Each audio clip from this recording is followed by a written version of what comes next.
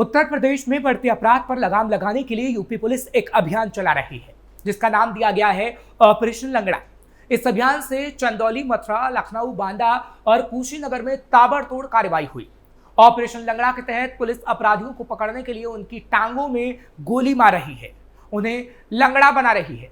Police का मकसद अपराधियों को गिरफ्तार करना है और इसी को लेकर पूरे यूपी में हड़कंप मचा हुआ है। नमस्कार, कैपिटल टीवी उत्तर प्रदेश देख रहे हैं आप। मैं हूं आपके साथ हर्ष भारद्वाज। चंदौली में अरविंद यादव हत्याकांड के 4 आरोपियों को पुलिस ने गोली मार दी है। पैर में गोली लगने से 4 घायल हुए हैं। कार्रवाई में 2 दरोगा भी घायल हुए हैं, जिनका मुगल सराय पीएचसी में इलाज चल रहा है। आरोपियों की पहचान ब्रजेश यादव, श्याम सिंह यादव उर्फ कल्लू, काजू यादव और रोहित यादव के रूप में की गई है। घटना अलीनगर थाना क्षेत्र के नेशनल हाईवे 19 किनारे की है। कैसे हुई गिरफ्तारी? गुरुवार दोपहर में पुलिस अब आरोपियों को हथियार बरामदगी के लिए महेवा गांव के पास एक बंद अहाते में ले गई। तभी बदमाशों ने वहां छिपाए गए असलहों से पुलिस टीम पर अंधाधुंध फायरिंग कर डाली। जवाबी कार्रवाई में पुलिस ने मोर्चा संभालते हुए चारों के पैर में गोली मारी। मुठभेड़ के दौरान उप निरीक्षक अजय यादव और दरोगा अभिषेक शुक्ला को गोली लगी है। दोनों को तत्काल जिला अस्पताल में भर्ती कराया गया, जहां उनकी हालत अब स्थिर बताई जा रही है। क्या है पूरा मामला? चंदौली में 21 जुलाई सोमवार को जिम संचालक की गोली मारकर हत्या कर दी गई थी। 4 बाइक पर आए 8 बदमाशों ने जिम संचालक को नीचे मिलने के लिए बुलाया। बाहर आते ही उस पर अंधाधुंध फायरिंग कर दी गई। कारोबारी के सिर, गर्दन और पीठ पर कुल 8 गोलियां लगी थी। जिम संचालक लहूलुहान हालात में जमीन पर गिरकर तड़पने लगा। गोलियों की आवाज सुनकर आसपास के लोग भागकर मौके पर पहुंचे। लोगों को आते देख बदमाश फायरिंग करते हुए फरार हो गए। सूचना पर पुलिस और परिजन पहुंचे। गंभीर रूप से घायल जिम संचालक को पुलिस हॉस्पिटल लेकर गई, जहां डॉक्टरों ने उसे मृत घोषित कर दिया। घटना सोमवार रात 11:30 बजे मुगल सराय कोतवाली क्षेत्र के धरना गांव में घटी थी। दरअसल धरना गांव निवासी अरविंद यादव डीलर था। अरविंद की पीडीडीयू नगर के परमार कटरा में घर से करीब 1 किलोमीटर दूर कपड़े की दुकान और जिम है। अरविंद की पत्नी सिंधु देवी और उसके 2 बच्चे अंशिका और देवांश है। अरविंद की मां चिरौरी देवी और उसका भाई दीपक उसके साथ ही रहते थे।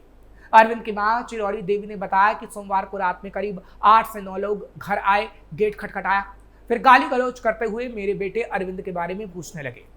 जब कहा कि वो घर पर नहीं है तो वो गेट के बाहर से ही गालियां देते हुए धमकियां देने लगे।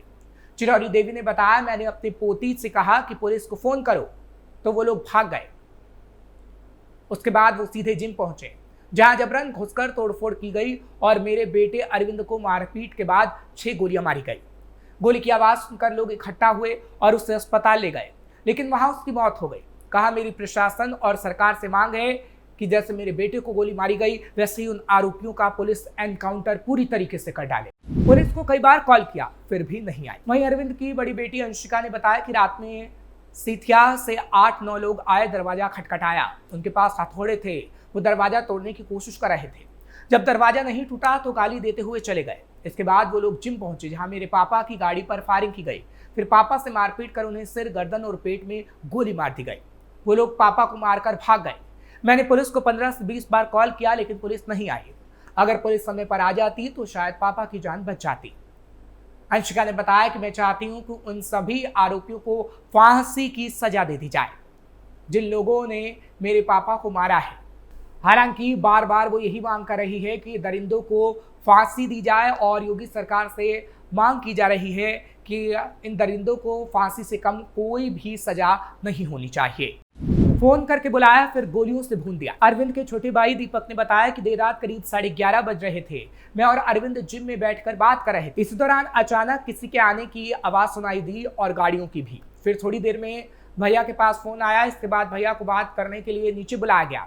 दीपक ने बताया कि भैया ने मुझसे नीचे के गेट की चाबी ली और चले गए। मैं ऊपर ही बैठा था। भैया जैसे ही नीचे गए तो आरोपियों ने उनके साथ मारपीट की, फिर उन पर फायरिंग शुरू कर दी। दीपक ने बताया कि गोली अरविंद भैया के सिर, गर्दन, पेट और पीठ पर लगी थी। बदमाश जाते जाते उनकी थार गाड़ी के पिछले शीशे पर 2 गोलियां दाग गए और पत्थर मारकर उसे तोड़ डाला। 2021 में शुरू हुई थी दुश्मनी की पटकथा। अरविंद के भाई दीपक ने बताया कि नवंबर 2021 में सिकटिया गांव निवासी विशाल पासवान की पीट कर हत्या कर दी गई थी।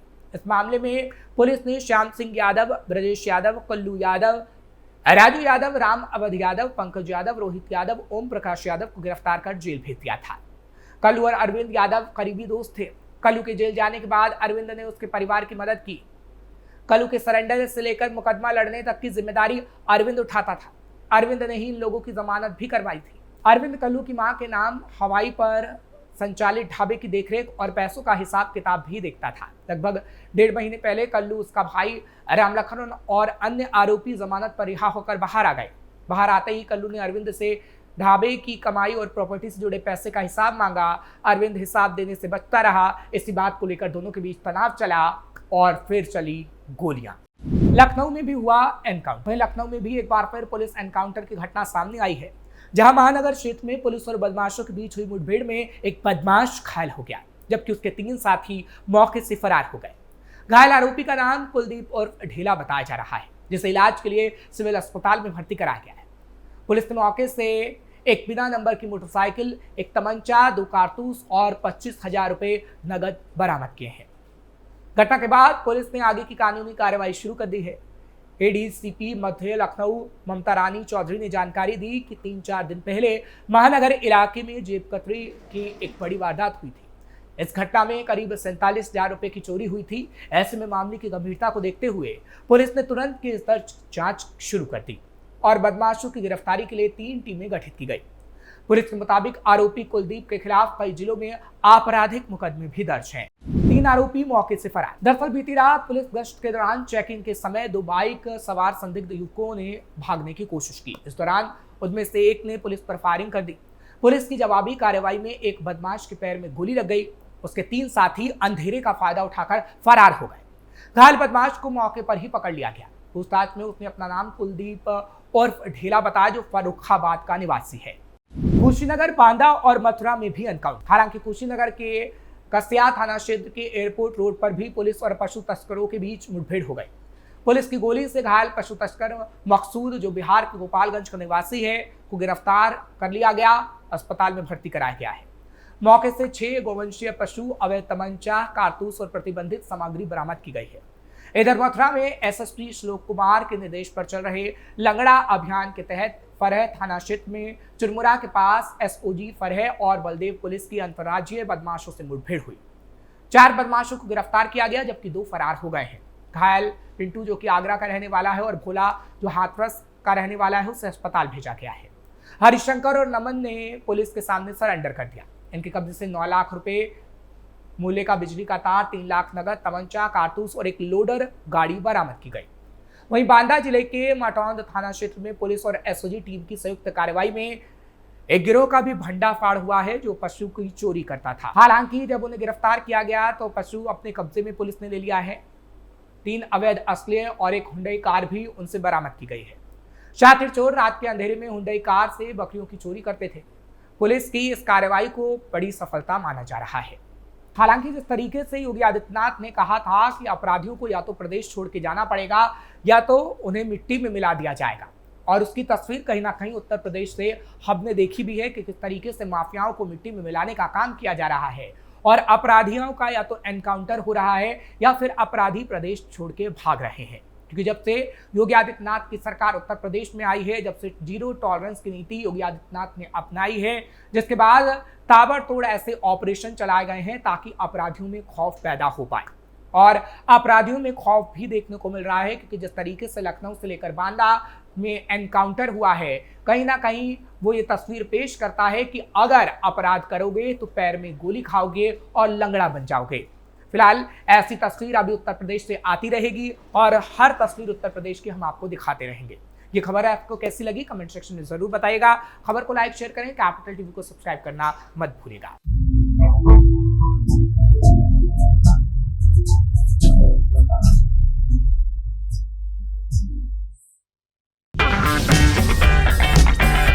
अगर आपको हमारा वीडियो पसंद आया हो तो इसे लाइक करें, हमारे चैनल को सब्सक्राइब करें और हाँ, बेल आइकन दबाना ना भूलें ताकि आप तक हमारे वीडियो की नोटिफिकेशन पहुंचती रहे।